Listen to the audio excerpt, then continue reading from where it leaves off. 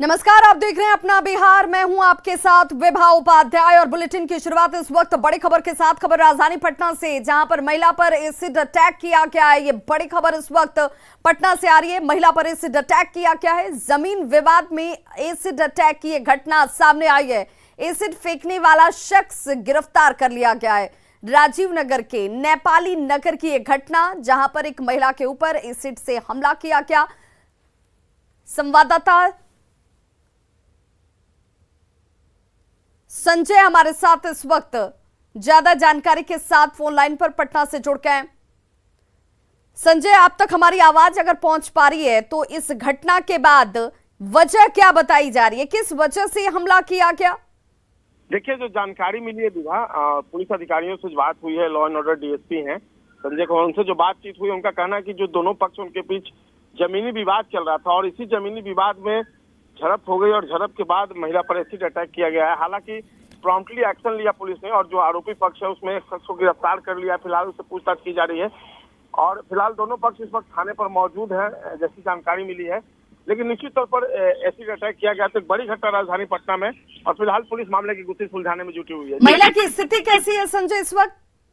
देखिए, जो अधिकारी है, पुलिस अधिकारी, उन्होंने बताया कि महिला की स्थिति सामान्य है, बहुत अधिक अटैक नहीं है, लेकिन बॉडी का जो पिछला पार्ट है वहां से एसिड जो है वो फेंका गया बॉडी पर। और पुलिस बता रही है कि बहुत ज्यादा जो है हानि नहीं पहुंची है शारीरिक तौर पर, लेकिन डॉक्टरी परीक्षण के बाद स्थिति स्पष्ट हो पाएगी। बहुत बहुत शुक्रिया संजय इस तमाम जानकारी के लिए। तो एक के बाद एक लगातार एसिड अटैक की खबरें सामने आ रही हैं, जो अपने आप में चिंता का विषय जरूर बन जाती हैं। सुप्रीम कोर्ट के तमाम गाइडलाइंस कि एसिड किन परिस्थितियों में कहां पर मिलेगा, कैसे खरीदी जा सकती है, लेकिन इसके बावजूद एक बार फिर से एसिड अटैक की घटनाएं सामने आ रही हैं। बड़ी खबर मुजफ्फरपुर से, जहां पर कुर्नी में लड़की पर एसिड अटैक किया गया है। 17 साल की लड़की पर तेजाब से हमला किया गया। लड़की को फिलहाल इलाज के लिए पटना लाया गया है। लड़की की हालत गंभीर बताई जा रही है। 17 साल की लड़की जिसके ऊपर एसिड से हमला किया गया, तस्वीरें आपके सामने है। इसकी स्थिति गंभीर बताई जा रही है। लड़की की हालत गंभीर है और इसीलिए इसे फिलहाल बेहतर इलाज के लिए पटना लाया गया है। मुजफ्फरपुर के कुर्नी की यह घटना बताई जा रही है। वहीं बड़ी खबर अररिया से, जहां पर राजस्व पदाधिकारी के यहां ईओयू का छापा इस वक्त हो रहा है। रानीगंज स्थित आवास पर ईओयू की टीम छापेमारी कर रही है। भरगामा में पोस्टेड है राहुल सिंह, जिनके आवास पर यह कार्रवाई इस वक्त ईओयू की टीम की तरफ से की जा रही है। रानीगंज में किराए के मकान में ये रहते हैं। राजस्व पदाधिकारी ये हैं जिनके यहां इस वक्त ये छापेमारी की जा रही है। बताया जा रहा है कि किराए का ये मकान है जिस पर इस वक्त ये टीम छापेमारी करती हुई दिख रही है। बीपीएससी पेपर लीक कांड में छापेमारी की आशंका जाहिर की जा रही है। अररिया के भरगामा के राजस्व पदाधिकारी राहुल कुमार सिंह, जिनके इस किराए के मकान पर ईओयू की टीम पहुंची हुई है। रानीगंज स्थित निजी आवास में भी आर्थिक अपराध इकाई की टीम जो है वो मौजूद है और पटना की टीम ने छापेमारी शुरू कर दी है। छापेमारी दल में रानीगंज पुलिस के पदाधिकारी भी शामिल बताए जा रहे हैं।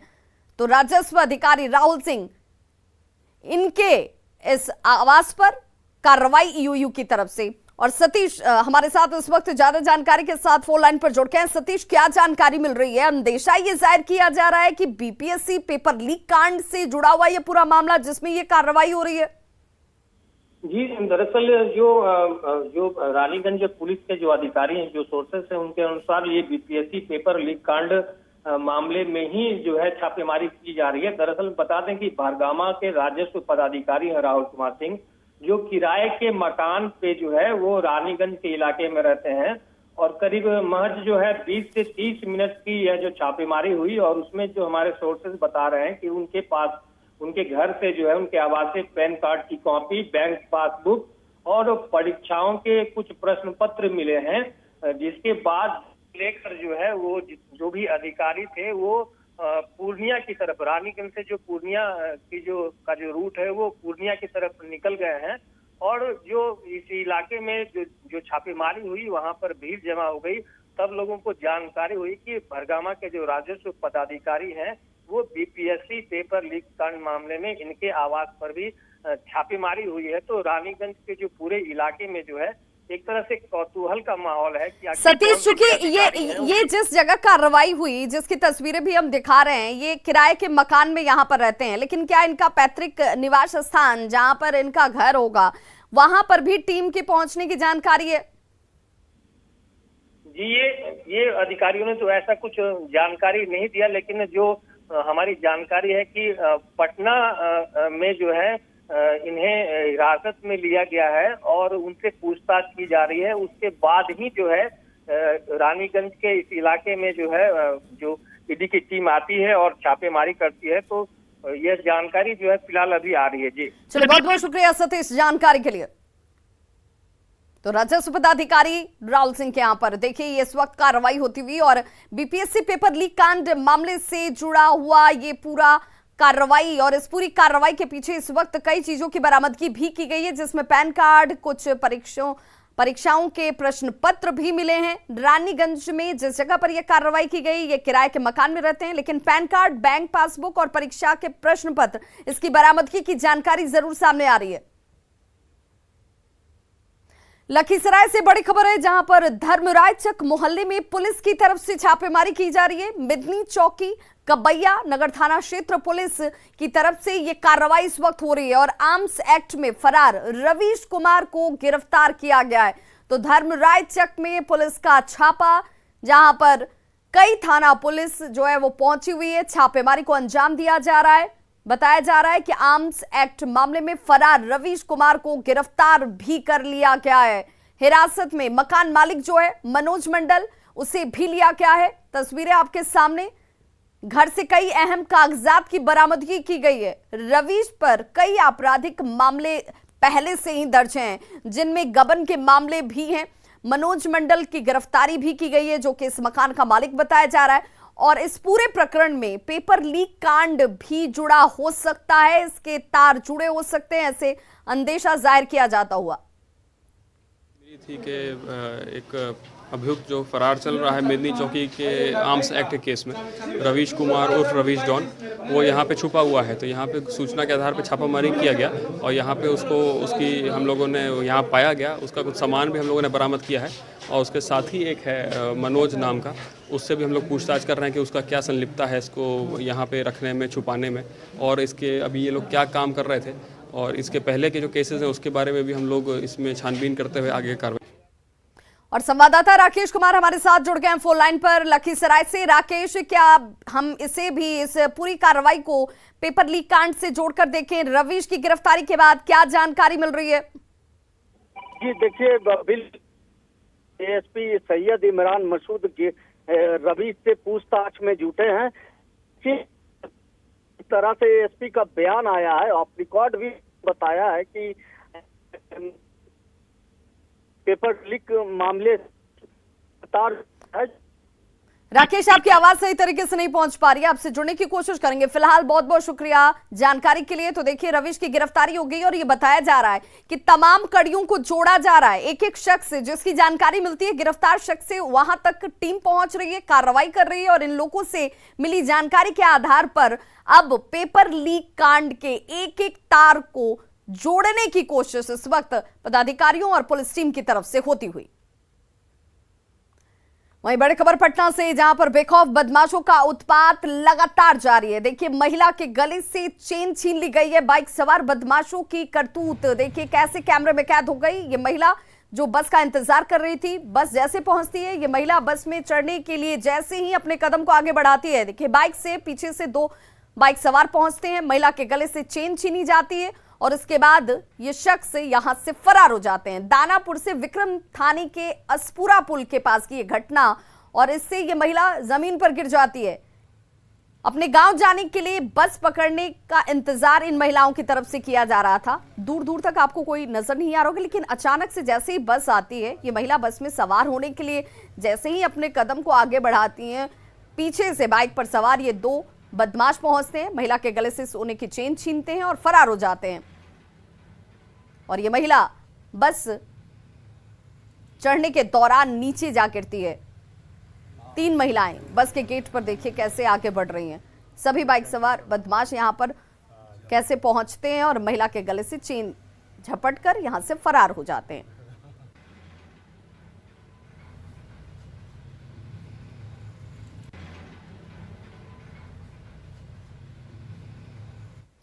और अब बात आरसीपी सिंह की। जी हां, आरसीपी सिंह को लेकर जेडीयू में हलचल तेज बहुत है, लेकिन आरसीपी के नाम पर तमाम बड़े नेताओं ने जैसे चुप्पी साध रखी हो।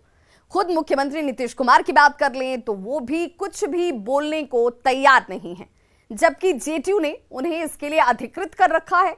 यहां सबसे बड़ा सवाल यह है कि अगर आरसीपी सिंह राज्यसभा जाते हैं तो उसका क्या राजनीतिक असर हो सकता है, और अगर नहीं जाते हैं तो इसका सियासत पर क्या असर पड़ सकता है।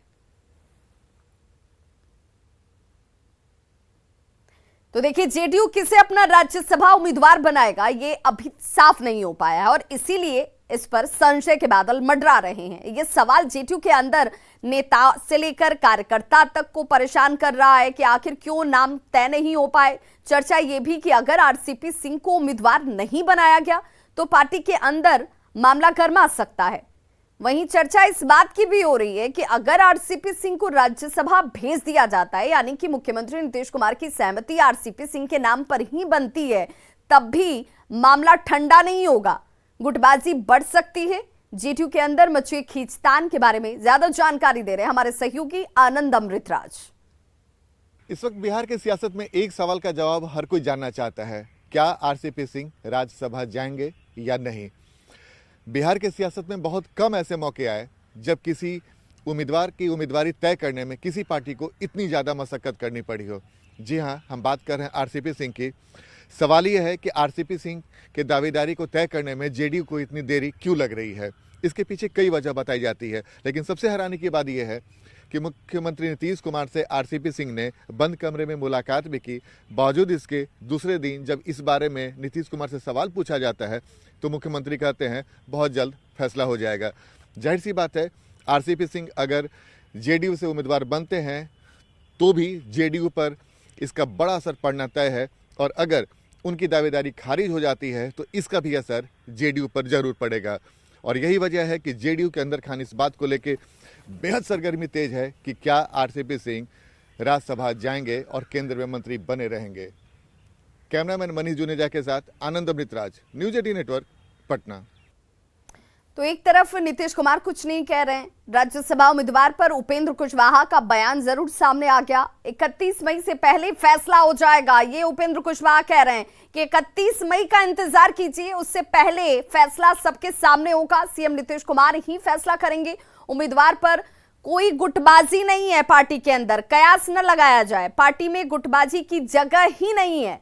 हालांकि जब से आरसीपी सिंह केंद्रीय मंत्री बने हैं तब से ललन सिंह, आरसीपी सिंह और उपेंद्र कुशवाहा एक मंच पर नजर नहीं आए। ऐसे में सवाल जरूर उठता है कि आरसीपी को राज्यसभा में भेजने या नहीं भेजने से पार्टी के अंदर कहीं गुटबाजी तो नहीं बढ़ जाएगी, और इसी गुटबाजी से बचने के लिए जेडीयू उम्मीदवार के ऐलान में देरी की जा रही है। इस आशंका को उपेंद्र कुशवाहा ने हालांकि खारिज कर दिया। किसी भी स्थिति में गुटबाजी का प्रश्न ही नहीं उठता है। जनता दल यूनाइटेड पूरी एकजुटता के साथ नीतीश कुमार जी के नेतृत्व में काम कर रहा है। इसमें कहीं से किसी को कोई कन्फ्यूजन नहीं होना चाहिए कि किसी कारण से कोई गुटबाजी होगी, ऐसा कहीं से कोई आशंका संभावना कुछ भी नहीं। अभी तो फैसला ही नहीं हुआ। फैसला होगा तब की बात है कि किनके मन में क्या प्रतिक्रिया होगी। अभी तो फैसला का इंतजार करना पड़ेगा। माननीय नेता नीतीश कुमार जी को फैसला लेना है, फैसला लेंगे तब उसके बाद ही कोई सवाल इस तरह से पूछा जा सकता है, किया जा सकता है। अब 31 तक नामांकन का अंतिम उस दिन नामांकन की तारीख है, तो उसके पहले तो स्थिति साफ हो ही जाएगी। और इसमें पूरा कोरोना के काल में कहीं कोई बैठा हुआ था, कहीं कोई बैठा हुआ था, लेकिन वर्चुअल मीटिंग भी होती रही है। तो अब तो टेक्नोलॉजी के ज़माना में एक जगह दिखे नेकेड आई से इसकी कोई आवश्यकता नहीं होती है। अब तो कहीं बैठ के कोई एक दूसरे से जुड़ता है, और रोज इस तरह का हो ही रहा है।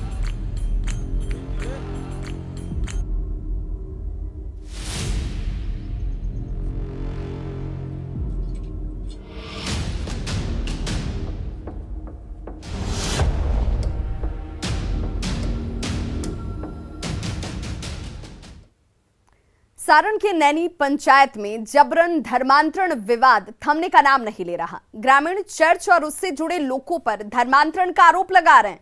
लेकिन धर्मांतरण से प्रशासन इनकार कर रहा है। डीएसपी का कहना है कि न तो जबरन धर्मांतरण और ना ही प्रलोभन देकर धर्म बदलवाने का कोई मामला सामने आया है। प्रशासन के इसी रवैये से ग्रामीणों में गुस्सा है, नाराजगी है। वहीं महिलाएं भी इस घटना से बेहद आक्रोशित हैं। उनका कहना है कि लोगों को पैसे देकर, फिल्म दिखाकर धर्म परिवर्तन की कोशिश की जा रही है। वहीं मामला गरमाने के बाद बजरंग दल और विश्व हिंदू परिषद के कार्यकर्ता गांव पहुंचकर बैठक कर रहे हैं, लेकिन ग्रामीण उसका विरोध कर रहे हैं। वहीं आज होने वाली महापंचायत को फिलहाल कल तक के लिए टाल दिया गया है। ग्राउंड जीरो से ज्यादा जानकारी दे रहे हैं हमारे सहयोगी रवि एस नारायण। सारण के फकुली पंचायत में निर्माण हो रहे हैं चर्च और जिस ढंग से प्रार्थना सभाएं पिछले दिनों हुई है उसे लेकर के ग्रामीणों में खासा विरोध दर्ज कर रहे हैं और नाराजगी जो है वो लगातार बढ़ती जा रही है। स्थिति यह है कि अभी तमाम जो धार्मिक संगठन हैं, विश्व हिंदू परिषद हो, बजरंग दल के लोग हों, वो गांव पहुंचे हैं और यहां पे बैठकें शुरू कर रहे हैं और ग्रामीणों के साथ मिलकर ये तमाम लोग, जिसमें बड़ी संख्या में जो महिलाएं हैं वो भी बैठी हुई हैं और आगे की क्या कार्रवाई करनी है, ग्रामीणों के साथ आगे कौन सा रुख अख्तियार करना है, इसे लेकर के बैठकें शुरू की जा रही है। क्योंकि जिस ढंग से यहाँ पे प्रलोभन दिए गए हैं और प्रलोभन देकर के जो धर्म परिवर्तन करने के जो मामला सामने आया है और जिस ढंग से जिला प्रशासन ने अपनी बात रखी है, उसे लेकर के ये गतिविधियाँ जो हैं वो बढ़ी हैं।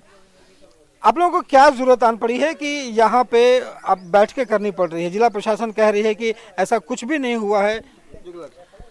जिला प्रशासन तो यहाँ आया नहीं है, उसको तो मुखबानी न होता है कि कागज़ दे के हो गया कि आ गया। हम लोग तो यहाँ स्पॉट पे आए हैं लोग, हम लोग खबर मिला यहाँ गांव से और स्पॉट पे आए तो देखे कि चर्च का काम लगा हुआ है और यहाँ एक भी घर ईसाई धर्म नहीं है। तो यहाँ चर्च बनने का कारण क्या है और बोलता है क्या कि यहीं के लोग प्रार्थना करेगा।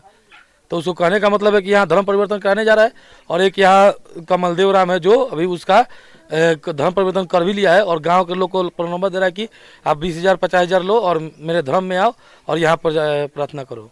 आगे का रणनीति है पूरे गांव के साथ हम लोग मिलके कदम से कदम मिला के यहाँ पे चर्च नहीं बनने देंगे। जिला प्रशासन को भी हम लोगों ने अवगत कर दिया है कि इसके लिए जो कठोर कदम उठाया जाएगा हम लोग उठाएंगे और सभी महिलाएं, माताएं, बहनें हम लोगों के साथ है। हम लोग मजबूती के साथ इसका हम विरोध करेंगे।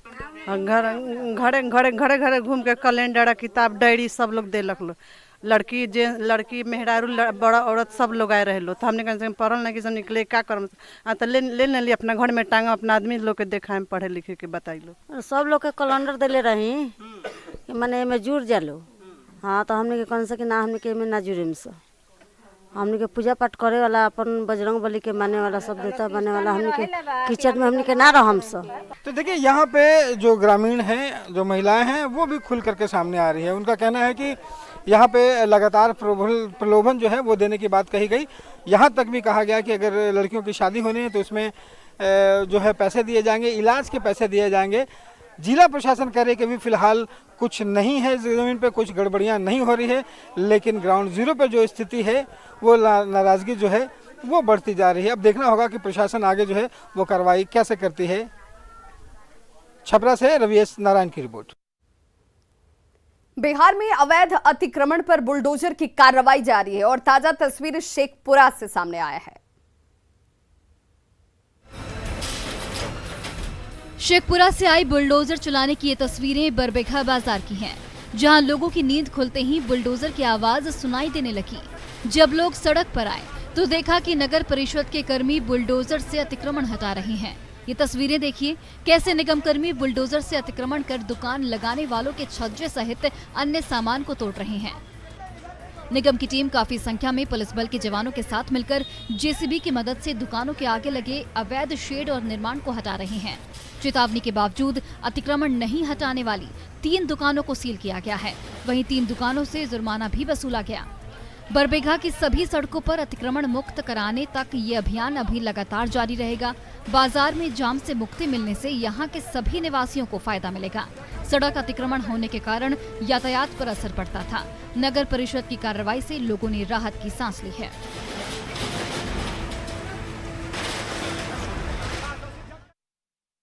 दानापुर में पिटाई का वीडियो वायरल हो रहा है। सोशल मीडिया में वायरल हो रहे वीडियो में लोग एक व्यक्ति की लाठी और डंडे से पिटाई कर रहे हैं। सोशल मीडिया में वायरल हो रहा वीडियो शाहपुर थाना के गंगहारा गांव का है। वायरल वीडियो में लोग व्यक्ति के साथ साथ उसके बीच बचाव में आई महिला को भी पीट देते हैं। मारपीट का मुख्य कारण जमीन विवाद है। लोग व्यक्ति के घायल होने के बाद भी उससे छोड़ने का नाम नहीं ले रहे। वायरल वीडियो में शामिल लोग अभी पुलिस की गिरफ्त से बाहर बताए जाते हैं। मारपीट की इस घटना से पीड़ित परिवार में दहशत का माहौल है। नालंदा के सीआरपीएफ प्रशिक्षण केंद्र राजगीर में शनिवार को 48 बैच के दीक्षांत परेड समारोह को आयोजित किया गया, जिसमें देश भर के कोने कोने से आए 434 नौ प्रशिक्षु आरक्षियों ने पासिंग आउट परेड में भाग लिया। अपने इस 44 हफ्ते के कठिन ट्रेनिंग के बाद अब ये प्रशिक्षु जो हैं वो देश की सेवा और सुरक्षा में जुट जाएंगे। समारोह के दौरान आईपीएस अधिकारी और आईजी अमित कुमार के साथ सीआरपीएफ डीआईजी संजय कुमार सिंह इस परेड की सलामी लेते नजर आए।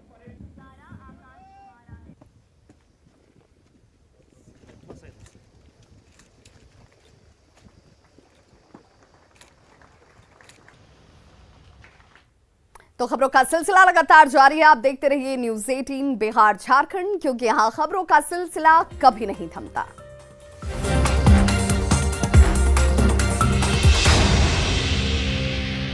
आइसन गर्मी को करो हवा